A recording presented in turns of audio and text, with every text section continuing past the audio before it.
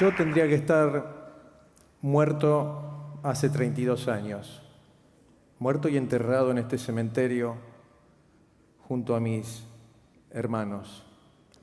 Es un milagro que esté aquí y me sigo preguntando, ¿quién hubiera sido yo si esto no me hubiera ocurrido? 32 años atrás yo tenía la edad de ustedes, tenía 19, había terminado el secundario y también estaba terminando la colimba, el servicio militar obligatorio.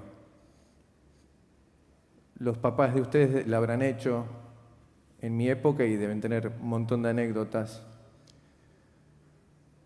Una colimba durísima en dictadura. Me faltaban 10 días para la baja y vino el 2 de abril del 82 y mi vida cambió para siempre. Decidí guardar la historia en una mochila para hacer una vida normal. Había sido demasiado para la mente y el alma de un pibe de 19. Entonces la guardé. En el 2001, en el marco de la peor crisis económica y social de nuestro país, yo tenía un negocio en Venado Tuerto, donde vivo, y estaba, como millones de argentinos, muy estresado y estaba perdiendo todo lo que tenía. Eso me gatilló la primer pesadilla de combate. Nunca había soñado. Es increíble el poder de la mente. Había tapado todo. Está amaneciendo la mañana del 12 de junio del 82. El combate había durado toda la noche. Estamos raquíticos, desnutridos en ese pozo. Somos 7 soldados ahí. Los ingleses ya tomaron la cima del monte. Está horriblemente congelada esa mañana y nos están lloviendo morterazos ingleses. La aceleración final de cada morterazo es estremecedora y el pozo está temblando. Tenemos 2 compañeros muertos que no alcanzaron a entrar. Tenemos a Roberto, mi compañero de pozo, con esquirlas en cadera e intestino. Esto está durando 8 horas. Yo estoy en ese pozo y empiezo a rezar el rosario, desesperado, como despidiéndome de este mundo. Y el pozo tiembla. Mis amigos me acompañan. Y mientras estoy rezando, recuerdo imágenes entrañables de mi primera infancia, jugando con mi vieja y con mi abuela. Y en esa instancia, dentro de la pesadilla, suena un teléfono celular. Era el gerente del banco que me decía: Miguel, te cierro la cuenta. Ese día fue un día bisagra porque ese día se abrió una puerta increíble de un camino sanador, de un camino de poner en palabras el espanto. Primero pedí asistencia psicológica, después empecé a hablar en algunas charlas en escuelas. En 2010 escribí un libro que decidí no editar, decidí compartirlo en forma gratuita con la sociedad, ponerlo online en internet para que todos puedan tener acceso. Y al día de hoy estoy dando charlas motivacionales e históricas en distintos ámbitos, en escuelas, en instituciones, en empresas. Pero ¿quién éramos los colimbas de Malvinas? Éramos chicos de barrio, soldados no profesionales, que no habíamos elegido la carrera militar. Y paradójicamente, ¿no? El Estado argentino de aquel entonces, la dictadura genocida, que estaba llena de soldados profesionales, toma la brutal decisión de retomar las Malvinas, ocupadas ilegítimamente por el Reino Unido desde 1833. Pero en esa brutal decisión manda a su pueblo, manda a los jóvenes, a los pibes de barrio, a los humildes. Yo digo que tuvimos claramente tres enemigos. Tuvimos al clima, a los ingleses y a nuestros propios jefes. Eran esa dictadura genocida, no eran otro ejército, no eran el ejército de San Martín, eran esos tipos que nos trataron con un desprecio por la condición humana que nos aterrorizaba.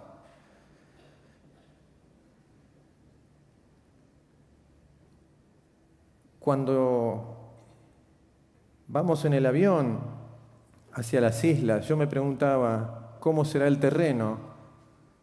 Me lo imaginaba tipo la Luna o Marte, y no me equivoqué, era como la Luna y Marte.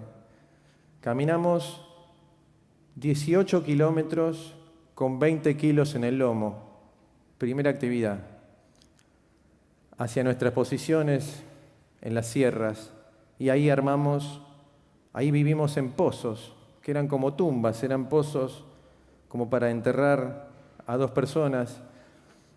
Y ahí aprendí una primer lección, porque vino nuestro jefe y dijo, agrúpense con quien mejor se lleven, porque acá no sabemos cuánto va a durar.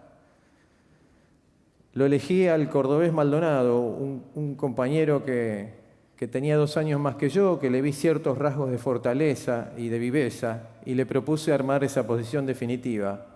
Fue una decisión crucial, porque si yo me hubiera equivocado ahí, la experiencia hubiera sido bien distinta. Y en esos 2 meses aprendí que hay 2 tipos de personas en la vida. Están los dadores de energía y están los que nos roban la energía. Porque claro, cuando esos pozos que eran de 2 o 3, había uno que se venía abajo, ese pozo era una lágrima. Aprendí muchísimas cosas. Por ejemplo, aprendí a trabajar en equipo, aprendí a ser proactivo, a tomar decisiones y a descubrir líderes. Esta foto es fantasmagórica, refleja el espanto de aquellos días. Esta foto es la mañana del 12 de junio, cuando nos están tirando con los morteros a nosotros. Es la primera sección de la compañía B de nuestro regimiento, el 7 de La Plata. La toma un corresponsal de la BBC de Londres en pleno combate. Estos son mis hermanos, sobrevivientes, como yo, resilientes, que han podido rehacer sus vidas, que han podido estudiar y han podido insertarse en una sociedad difícil a nuestro regreso. Todos hermanos, pero hermanos del alma. La verdad que estoy muy orgulloso de haber pasado esta experiencia junto a ellos. Aprendí, por ejemplo, entre otras cosas, a nunca más juzgar a las personas por su apariencia. Aprendí también a escuchar en una sociedad que no escucha, que está atolondrada. Aprendí a escuchar y a no tener vergüenza en pedir que me escuchen. Volví mucho más humilde. Aprendí que hay líderes en grupos humanos que surgen espontáneamente y son a veces casi siempre los menos pensados. Aprendí a cocinar con la imaginación porque con Roberto, mi compañero, cocinábamos con el bocho, recordando las recetas que hacían nuestras madres o nuestras abuelas. Y por sobre todas las cosas, descubrí fortalezas que ni imaginaba remotamente que yo mismo tenía. Uno de los aprendizajes más increíbles ocurrió a la vuelta, cuando los ingleses nos traen hacia el continente. Veníamos 4.172 prisioneros argentinos a bordo de este barco, el Canberra, rumbo a Madrid. Yo me identifiqué como que hablaba inglés. Siempre renegaba con mi vieja que me forzaba a estudiar un idioma. Durante el secundario me mandaba profesora de inglés. Tenía esa suerte, tuve esa suerte y yo despotricaba.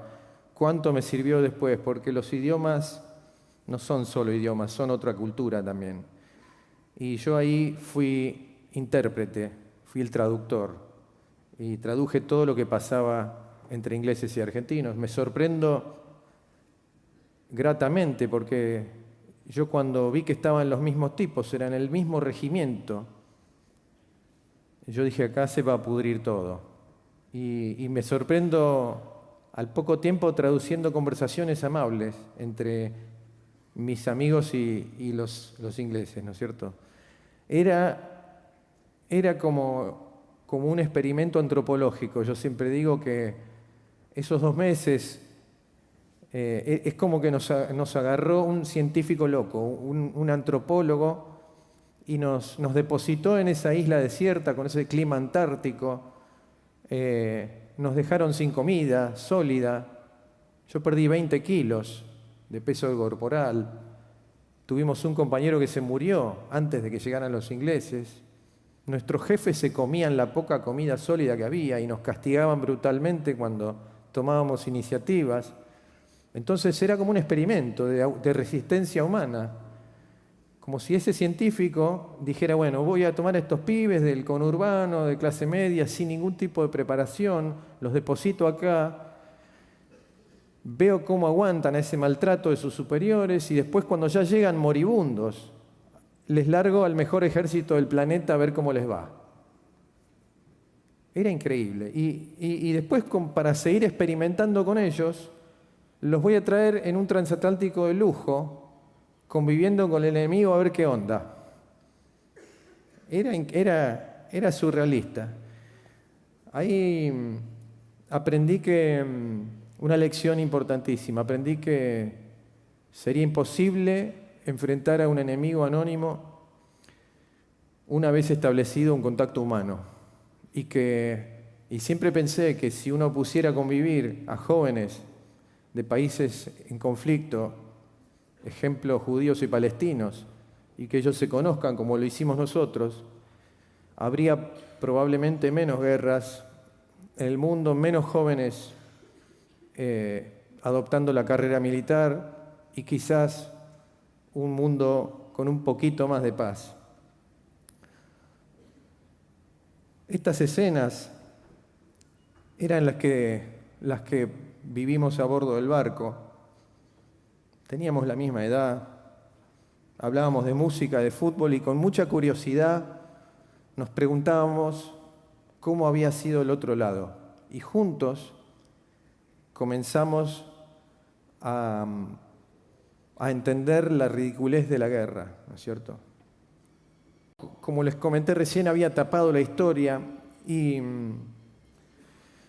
cuando empecé a hablar y después de esa pesadilla y después de hacer terapia, porque claro, la pesadilla no vino sola, vino acompañada de todos los trastornos por estrés postraumático. Estuve muy deprimido, tirado, perdí mucho peso durante 2 años, con sueños recurrentes, imágenes invasivas. Me despertaba a la mañana llorando. Mi esposa Andrea me levantaba de la cama y me traía un mate y fue mi sostén en esos días. Fue tremendo, estuve medicado con ansiolíticos, antidepresivos, pero fue muy raro porque yo estaba en esa cama llorando y me aferré al recuerdo de la persona que había sido. Un tipo emprendedor, deportista, sociable. Y gradualmente, después de tratar de distraer la mente con todo lo que pude, de hacer deporte, de leer, el contacto con la naturaleza, la familia, gradualmente pude vencer ese estrés postraumático y pude salir fortalecido, ¿no es cierto? Pero para quedar fortalecido necesité enfrentar ese sufrimiento, necesité volver a las islas, volver a ese infierno, volver y encontrar mi trinchera, encontrar mis cosas y buscar al Miguel de 19 años congelado en ese pozo, ese que había quedado ahí. conté con la gran ayuda de James Peck, mi amigo James Peck, pintor, artista malvinense de cuarta generación, que había pintado nuestro sufrimiento. Él había pintado cuadros con nuestro sufrimiento, el de los colimbas argentinos, de una manera muy profunda. Eso generó una curiosidad mutua y al día de hoy somos como hermanos. Esta foto es la cima del Monte Longdon en uno de mis regresos. Yo volví 3 veces a las islas y este fue el escenario. Pero vamos a ver un videíto acerca de ese regreso ahora y seguimos.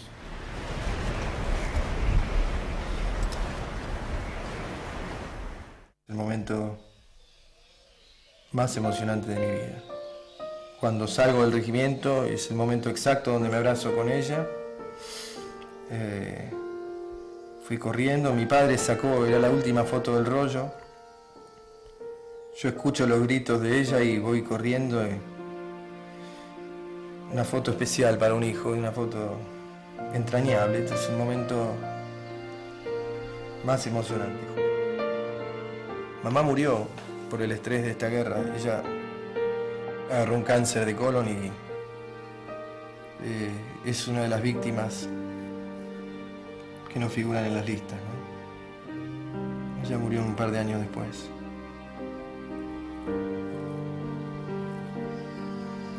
Por suerte la pude disfrutar unos 4 años después, murió, sí. Ella no aguantó esa incertidumbre porque estuvo 2 meses sin noticias, ¿no? Esta foto es como el abrazo con ella. Me viene a la mente en los momentos duros de mi vida, me viene siempre este flash. Y los momentos lindos también. Es como una virgen que me acompaña. Cuando volví con James y encontré la trinchera, después de verlo, revisar el lugar, me tiré de espaldas sobre el pasto y era como que hablaba con mi vieja, le decía, ¿ves, mamá? Esto es el lugar. Acá, esto era el lugar.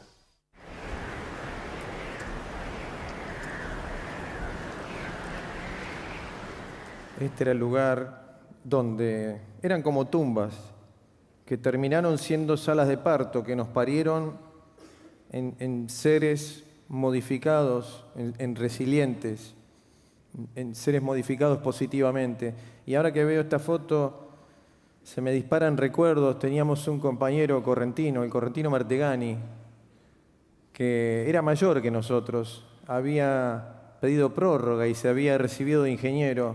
Era un chico muy humilde de Corrientes que para costearse la carrera de ingeniería tenía un kiosquito en La Plata y vendía cigarrillos y golosinas. Y con eso se pagó la carrera universitaria.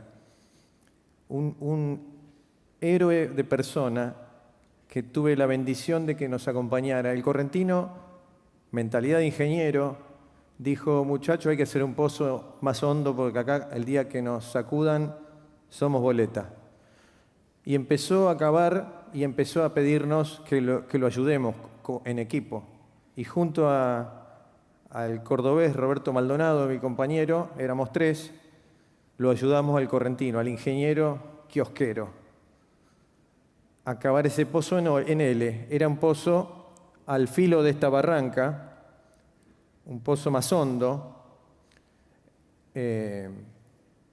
y para adentro, ¿no es cierto? Es decir, que cuando los ingleses nos bombardearon, nosotros zafamos porque teníamos el pozo del correntino que había sido proactivo, había trabajado antes de que se viniera la noche. El tipo había trabajado 2 meses con la ayuda nuestra y daba una pereza enorme salir en la lluvia, en el garrotillo, viento huracanado, ayudarlo al correntino a mantener ese pozo seco. Había que sacarle el agua con un tachito y estábamos muy débiles, con 20 kilos menos, pero ese pozo nos salvó la vida.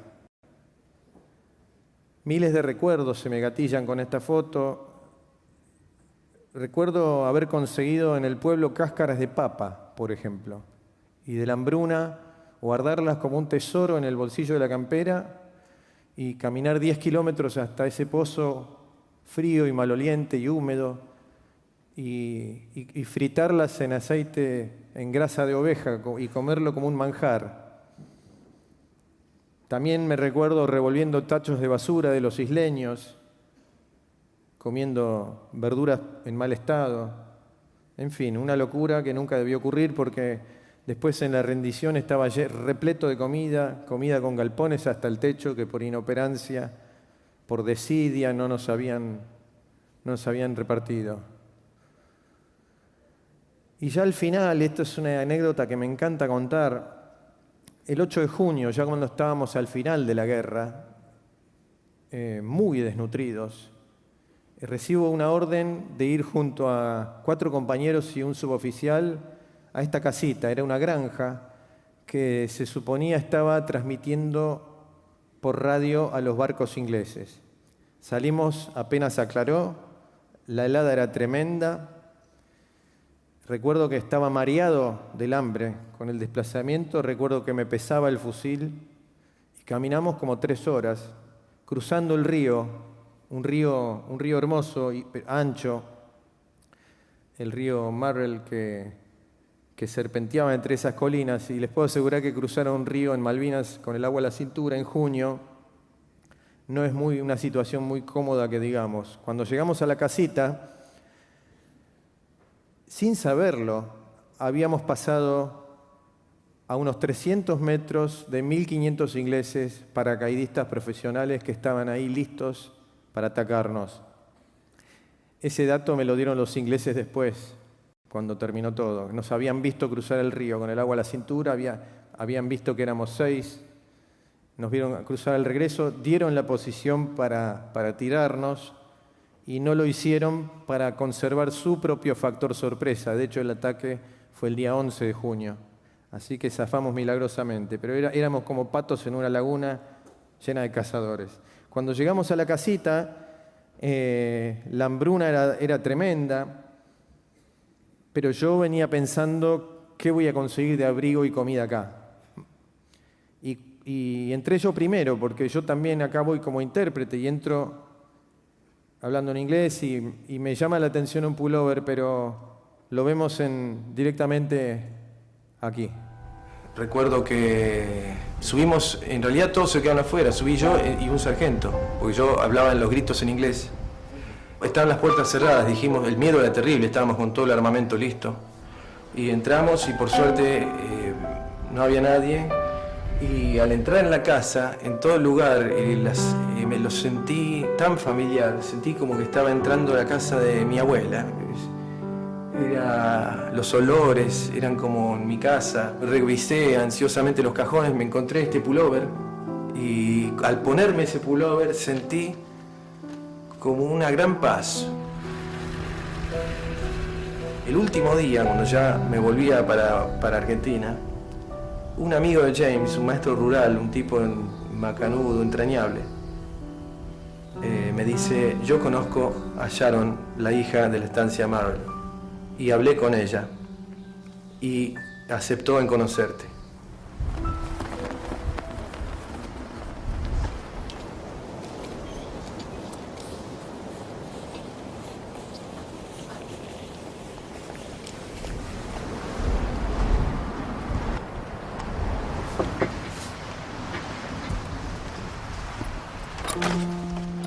Ella al principio se descargó, me contó todo su bronca, su odio.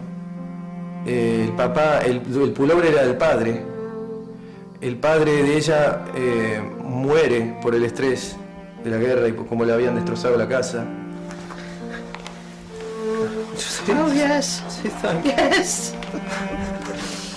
Yes. Now I recognize that. Yeah. It has a little note. Yeah. Which I translated in English for you. With all my feelings, you can read it. Yeah. Yeah. It was a lovely pullover. Yes. No. You recognize I it? recognize it. Yeah. I had it. Este fue uno de los días más emocionantes de mi vida. Cuando yo abandono la casita, estoy con con mi uniforme mojado, me puse ese pullover que me dio protección, porque claro, eran los olores que me identificaban. Cuando uno está moribundo y viene en un pozo maloliente y congelado, el olor a una casa limpia y un pullover limpio, el pullover olía tenía como el perfume de mi vieja, era increíble. Y me sentí más fuerte en esa casa. Esa casa fue como un salvavidas en el medio del mar para mí. Y pensé un montón de cosas. Pensé en qué guerra absurda, pensé cuándo me voy a volver.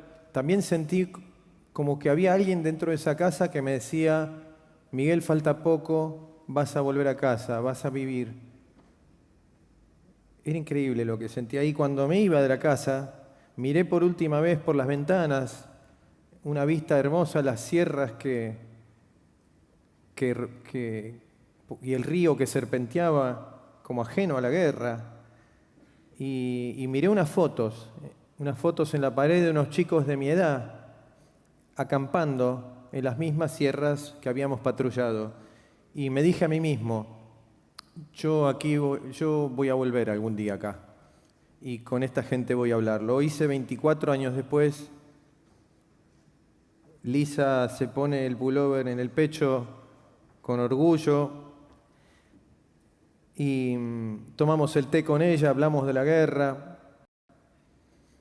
Y cuando nos íbamos esa tarde, cruzando el río en un vehículo todoterreno, el mismo río que había cruzado con el agua a la cintura, venía John, uno de los isleños, en el vehículo y me dijo algo que me paró el corazón. Me dijo, sentite orgulloso, Miguel. Vos estás construyendo puentes. Creo que esa es la clave para cualquier relación humana, construir menos paredes y más puentes.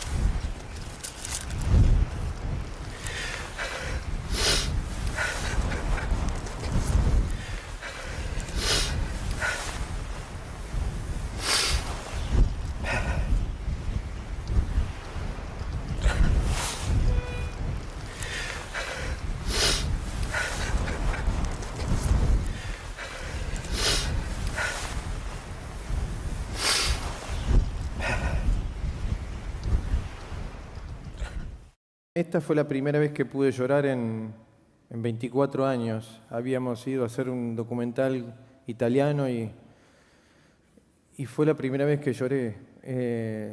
Y yo pienso que ese es otro de los grandes aprendizajes que me dejó la Guerra de Malvinas, la importancia de expresar nuestros sentimientos, ¿no es cierto? Estamos, por lo menos nuestra generación, educada en un formato muy rígido que no nos permitió mucho expresar nuestros sentimientos.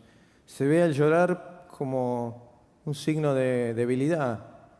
Y yo creo que tenemos que deseducarnos con respecto a eso, sobre todo los varones, ¿no?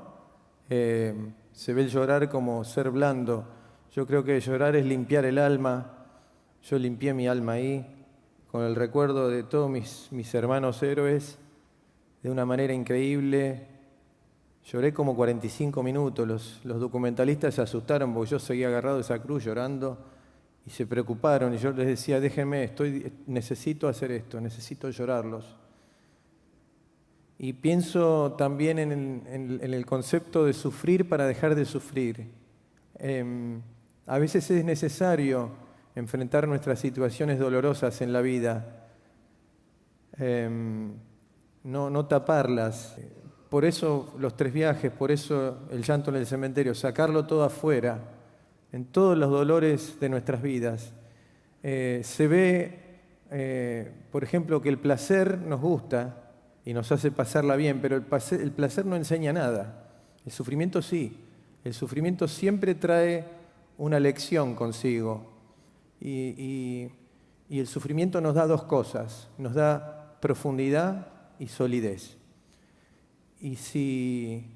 No digo que hay que ir buscándolo al sufrimiento en la vida, ya la vida tiene bastante, pero sí hay que estar atento a esas situaciones y capitalizarlos, ¿no? Este soy yo cuando volví a los 19 años con 20 kilos menos. Estaba raquítico. Recuerdo que cuando llegué a casa me senté en una silla de madera y sentí un pinchazo en la cola y me paré para ver si había una chinche, un clavito. No había nada. Era la desnutrición y eran los huesos que me pinchaban. El cuellito flaco, la panza tambor, tengo los pies necrosados por el congelamiento.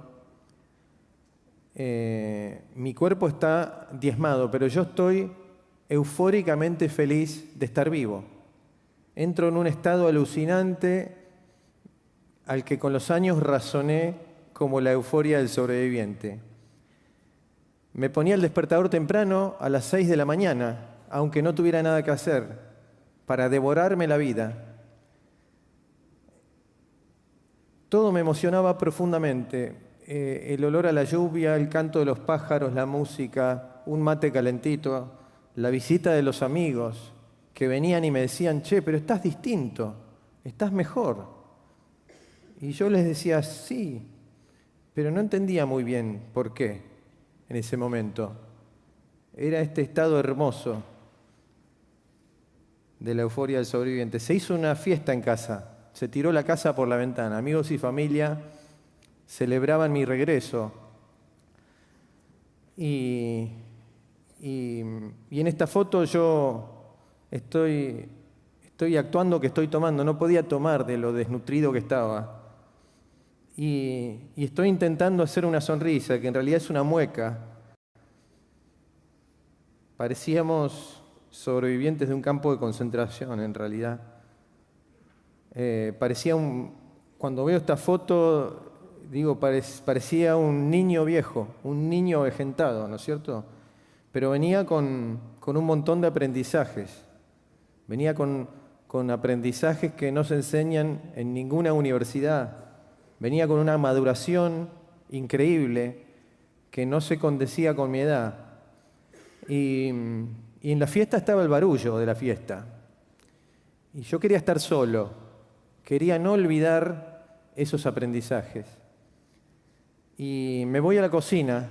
La cocina estaba a oscuras. Estaba lleno de comida. Y prendí la hornalla. Y estoy ahí solo, en la oscuridad de esa cocina, con mi cara iluminada por el fuego azul. Me estoy calentando las manos. Y recuerdo 2 ideas, dos pensamientos. Uno era que yo estaba como desesperado por no olvidar esos aprendizajes. Yo había aprendido, entre otras cosas, que las cosas más importantes de la vida no son cosas. Había descubierto esas fortalezas increíbles que ni imaginaba que tenía. Había aprendido a trabajar en equipo, a ser proactivo, a tomar decisiones. Y lo más importante, me había conectado con mi esencia. Había enfrentado mi alma y me conocía. Conocía al verdadero Miguel que soy. Y yo digo, si yo no olvido esto que aprendí, yo voy a vivir con una ventaja el resto de mi vida. Y voy a tener una vida más feliz. Y el segundo razonamiento fue que ellos, que son mi propia familia y amigos, quizás nunca entiendan la experiencia que viviste. Vas a estar solo con este recuerdo y vas a tener que ser fuerte. Pasaron 32 años y sí, fue en soledad, básicamente, pero la euforia del sobreviviente está igual, está intacta. La euforia del sobreviviente está de pie y hoy me da mucho orgullo, pero mucho orgullo, estar hoy aquí compartiéndola con todos ustedes. Y pienso cuando los miro a la cara, siento que ustedes tienen la misma edad que ese chico de 19 y me siento menos solo y siento también que junto a mí están mis hermanos sobrevivientes, está el correntino, está el cordobés Maldonado, están los colimbas de Malvinas que los estamos mirando a ustedes, tenemos la misma edad. Y yo, y con todo cariño lo digo, yo siento una sana envidia hacia ustedes, porque si pienso en el Estado argentino que nos tocó a nosotros, una dictadura genocida que nos abandonó, que nos dio la espalda, que trató de ocultarnos. Y pienso en el Estado actual, una democracia pluralista, abierta, inclusiva, que no les está regalando nada, les está haciendo saber sus derechos, les está haciendo saber que tienen quizá el más importante de todos los derechos, el derecho a educarse, el derecho a progresar. Muchas gracias.